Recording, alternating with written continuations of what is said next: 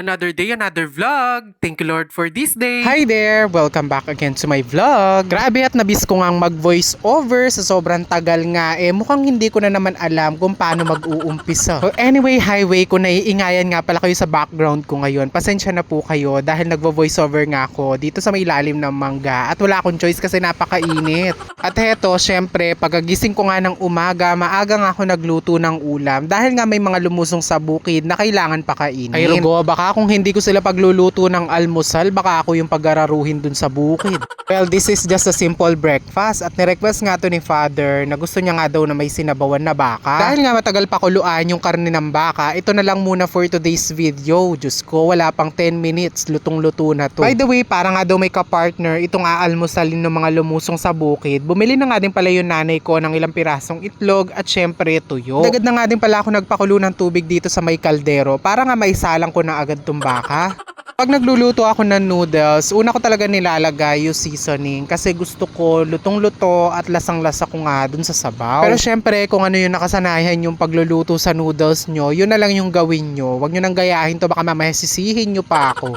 So pagkalagay ko nga ng seasoning, bali pinakulang ko lang siya ng 2 minutes. Then ayun, inihulog ko na nga dito yung noodles. Kailangan din natin tong halu-haluin para magkapantay yung pagkakaluto ng noodles. At syempre kapag kulong-kulo na, pwede na natin patayin yung kalan. Bali ganito pagkakaluto lang naman sa noodles yung gusto ko. Ayoko talaga yung sobrang lambot. Since naluto ko na nga yung noodles, eto nagpainit na nga ako ng mantika dito sa may kawali. At ayan, nilagay ko na din itong scrambled egg. Dahil nga nakatodo yung ating kalan, agad nga naluto itong itlog. The best talaga magka-partner itong itlog, pritong tuyo at saka yung sinabawang baka, lalo na sa almusal. Pwede rin naman din sa tanghalian or hapunan. Depende yan sa trip nyo kung gusto nyo mag-almusal sa tanghalian o gusto nyo mag-almusal sa hapunan.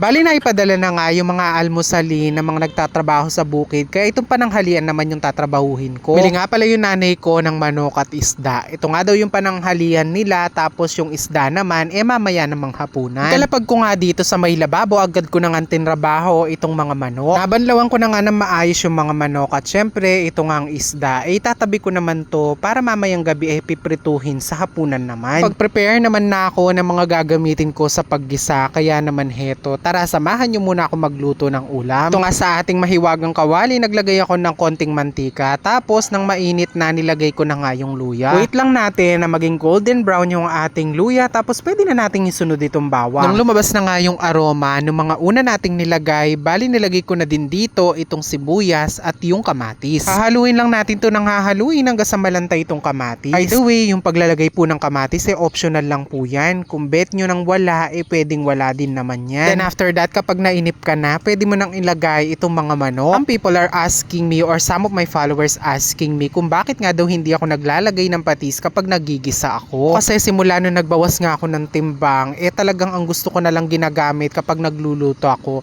yung asin na lang. Kasi naman po, kapag nagluluto, diba, madalas naglalagay tayo yung mga seasoning like magic syrup or ginisa mix, ganyan. Para mabawasan yung sumisira sa ating bato, tinanggal ko na muna yung patis. Syempre, kung gusto nyo namang i-let go na talaga yung inyong bato, sige, magpatis kayo araw-araw, ulamin nyo. Charis.